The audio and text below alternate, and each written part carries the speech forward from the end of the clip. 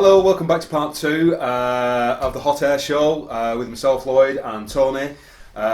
This part of the show we're going to do new product reveals, I guess you could say, or chatting about some new products. Yeah. Right, so what have we got? What's in the box? You've sort of brought one, I've sort of brought one. So do you want to like do mine first? Do yours first. All let's right, have a look. Let's have a look what we got. You're gonna like this. Well, actually, I think I told you in part one actually what you would got. So it's not really. There you go. Wow. Right. That's okay. That is a red box, right. And it's got Red Wolf Limited Edition, Day State Limited England written on it. There so we I'm go. hoping there's going to be a Red Wolf. Let's have a look. Oh, better prepare yourself. Yeah. Everybody, yes, we need to have some eye protection on. Cameraman Lloyd.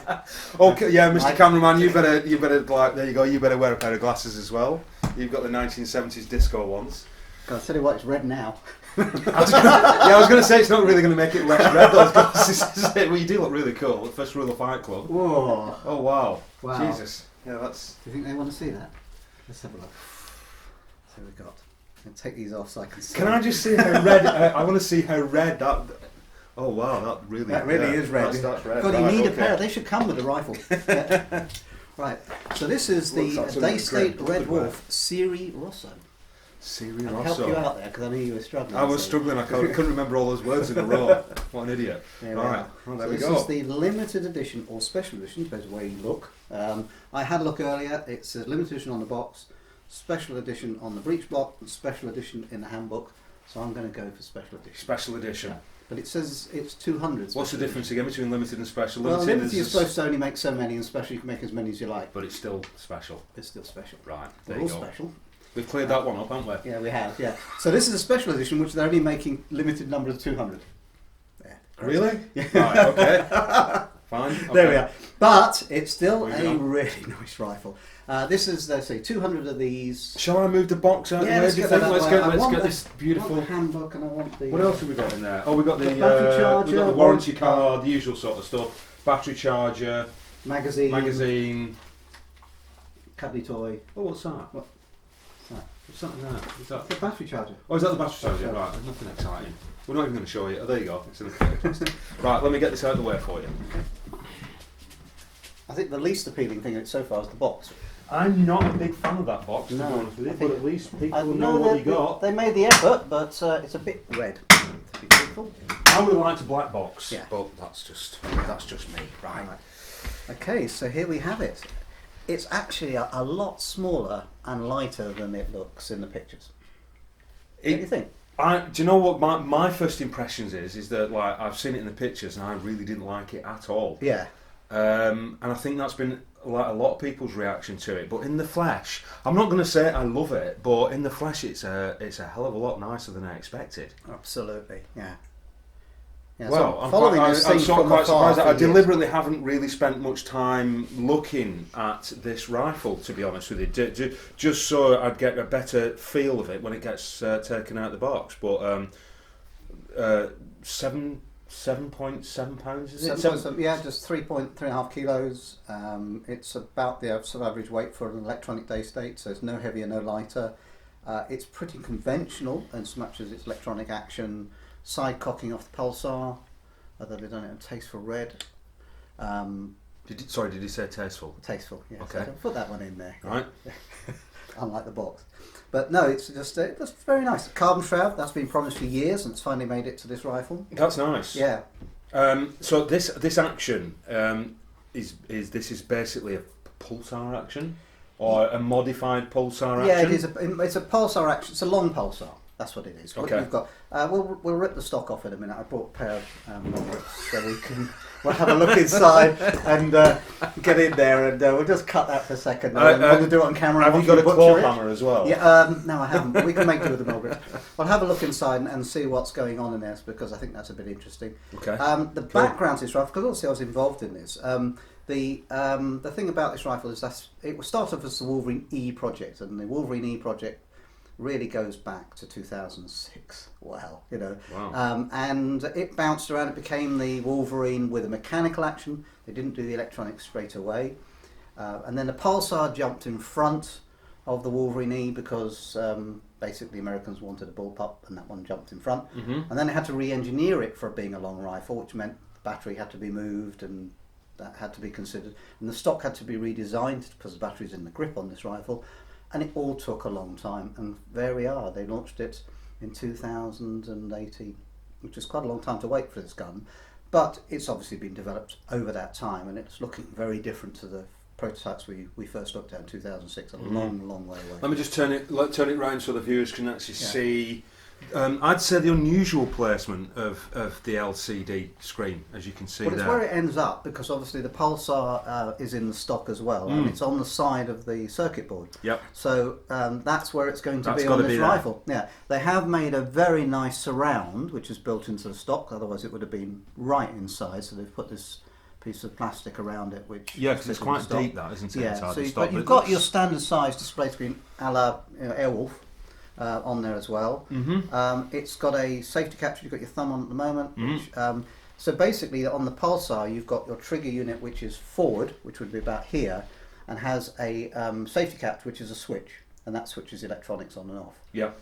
This one, which we'll see in a minute, has a safety catch on the back, which is mechanical, but it's not, because it has a push rod going down to said electronics. Right. So it switches the gun off exactly the same way, but instead of the switch being there, the switch is down here. Okay. So it works. It's electronic cut-off as well, but with a mechanical interface, which of course you'd had on the button on the front of the pulsar. So same electronics. Doesn't have the laser of the pulsar, so that's had to be taken out of the program. So I don't know. Is that a bad thing? the laser, Really? Well, the laser was because we could.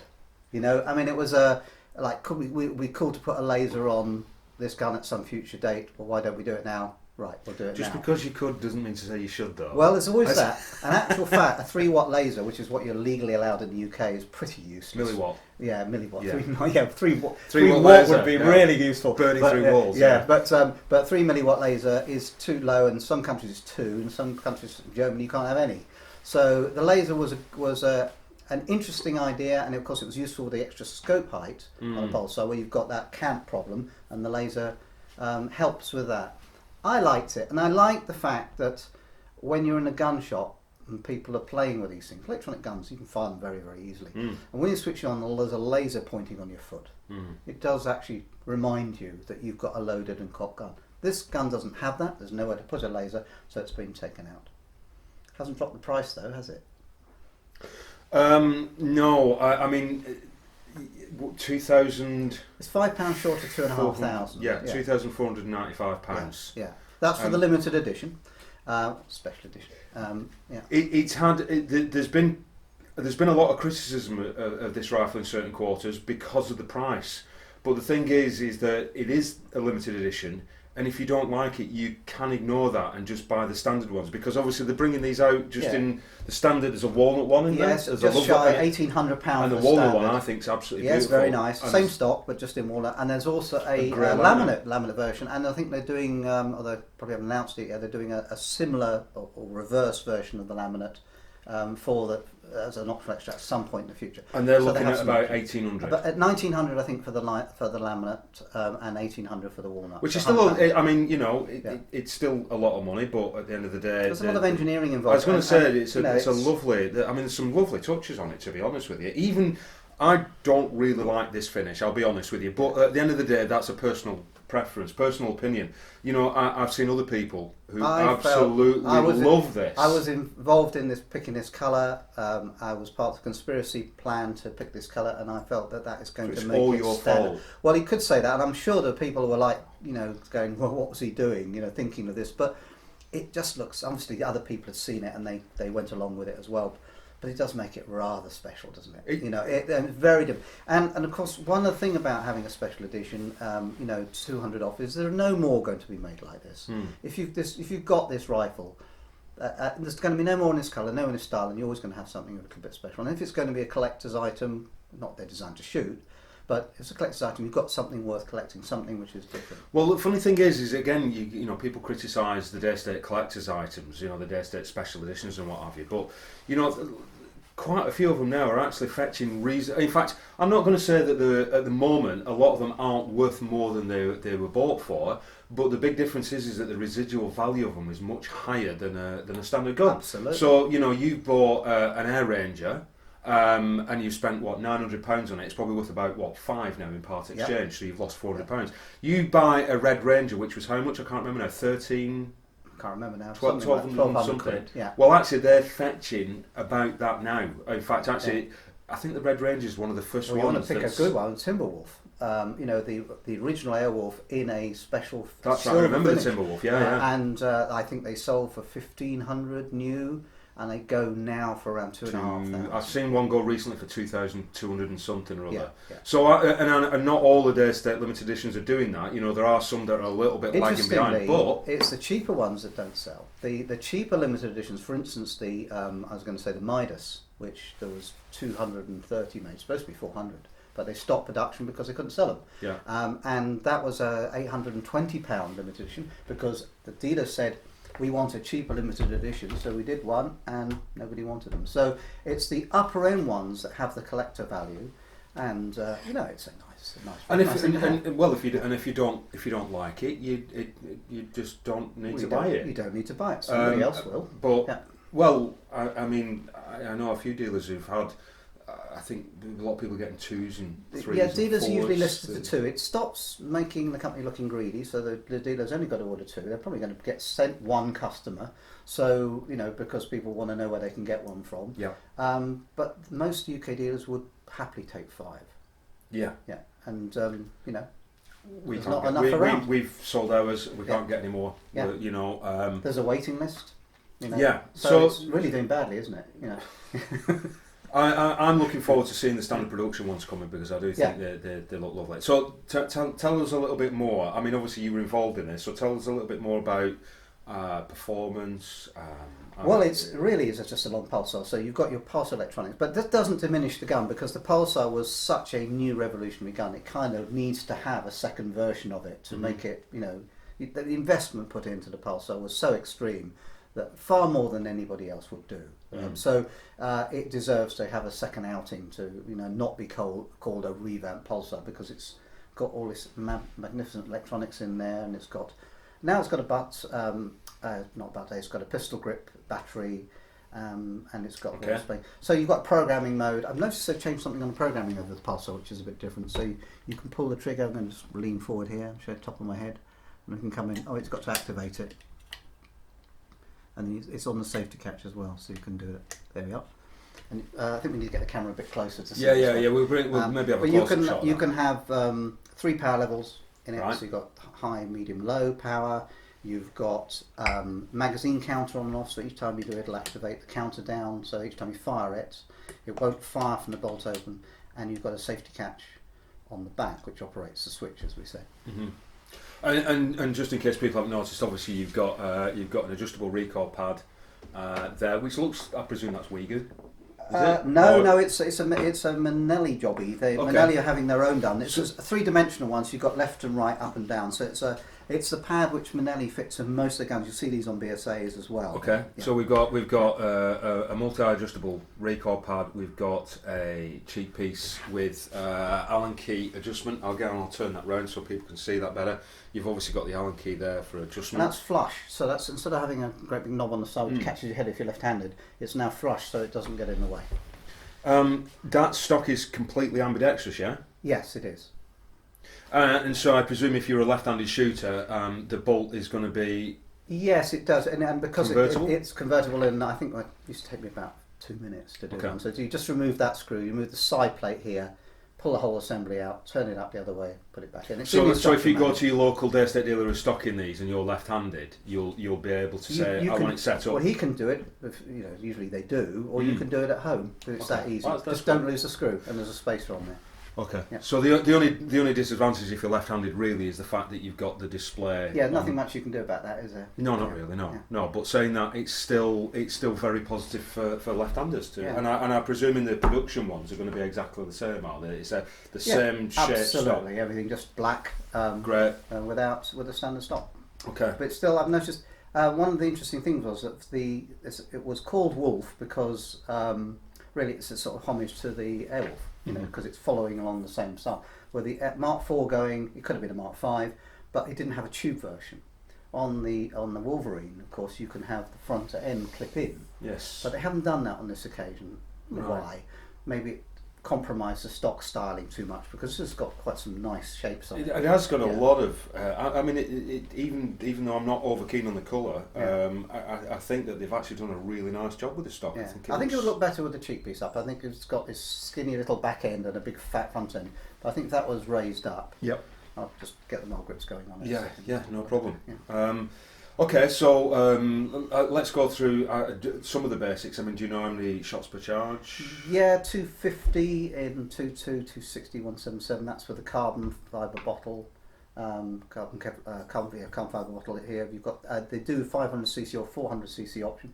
Can't see too many people saving money on that. Not in this. Not in the limited edition. No, that's just special it edition. just comes exactly like that only. Exactly Right. yeah. Okay. Yeah. But in the standard guns, some people don't like carbon fibre bottles, do they? Yeah, I don't know why. I think they're very attractive and they really improve the weight of the gun. Just goes to show you, see, because I don't like carbon fibre bottles. I think they look too industrial. When I first for saw my them, liking. I thought, oh my god, that's horrendous. It looks good. And I spent quite a lot of time doing a wrap that had a cutout from a form, and even got the cutter made so that you could put a wrap around it. But then the stock shape got in the way because there's no room for the wrap, so it had to have a cut there. And after I finished it, everybody went, oh, I quite like that, so we left it off, never bothered with it. Right. But there is a little bit of concern, because if you damage that bottle, you shouldn't fill it. And that's a fair slice of money. You know, there's probably retail around 170 quid just for the bottle. Right. So you've got, if you ding it or dent it or scratch it or damage it, it shouldn't ever be filled. That's one of the reasons why I actually prefer alloy bottles. Yeah. I mean, I can imagine that anybody that owns this particular limited edition, they're going to look after they're it. going to look but after the production ones have that bottle on as well. I've got to say though, but you'll be able to choose an alloy bottle. Yeah, that's right. But I've got to say, these bottles, these are made by Inner Commerce, a South Korean company, and they are just so tough. I mean, I cannot imagine. They are tougher than the alloy bottles. Their pressure rating is off the scale. I mean, It's just unbelievable. And I've got a friend who's in forensic science research, Kevin Callan. I mean, he watches this, I bet he doesn't. But and he was saying, yes, the form and shape of the inner without the carbon wrap is probably enough to take the pressure without the carbon wrap. So the carbon wrap's just almost cosmetic. Right. Okay. But it weighs nothing, and they are immensely strong. I don't actually think. I think they've tested these. Well, I know they've tested these, and it broke the test equipment. So they are. And of course, when you see one of these cut in half, it's like really thin, and you're like, don't want to go near that, but it's just very well engineered. Right. Yeah. Okay, so are we going to standard magazine? Standard magazine, indexing pin system. Not like a Pulsar magazine or a specific one? No, it'll be the same magazine for all the day states. It's on about the sort of 50-3 design now, isn't it? Yeah. So it'll take a magazine, and the magazine can go in from the left or right side, and there's you can buy them left or right-handed. It's got the two little dots there, so you can put in a single-shot tray. Yep. So it'll take a single-shot tray is in the box with this, isn't it? Should be in the box. Yep. And then there's the magazine. You get one magazine with the rifle as well. Right. Instruction book. With every gun. I'm not trying to sell it to you, but it basically comes with a test result sheet, which 782. These are actually real. A lot of people think, they printed these out, but no, they are. When they test the rifles, the data goes from the computer to the printer. Right. So at the end of the test, he prints it. They can delete odd shots if they feel there's one gone a bit awry, like the pellet's gone backwards or they've loaded two. They can actually delete those shots. But generally speaking, though, that is real data. And the new handbook, I think, is done by my friend Nigel, Nigel Allen, who'd been involved in this. Spots a typo, Nigel, but we won't go into that. But it seems to be very good, very comprehensive. It's gone to small size again. Obviously, people with good eyesight will be buying these rifles. Okay. Right. Okay. Well, let's have a quick break, get some tools, and let's get inside there. Shall we pull it apart? Right down some basics, you think? Yeah. Why not? Yeah. Nuts and bolts. Right. Back in a sec.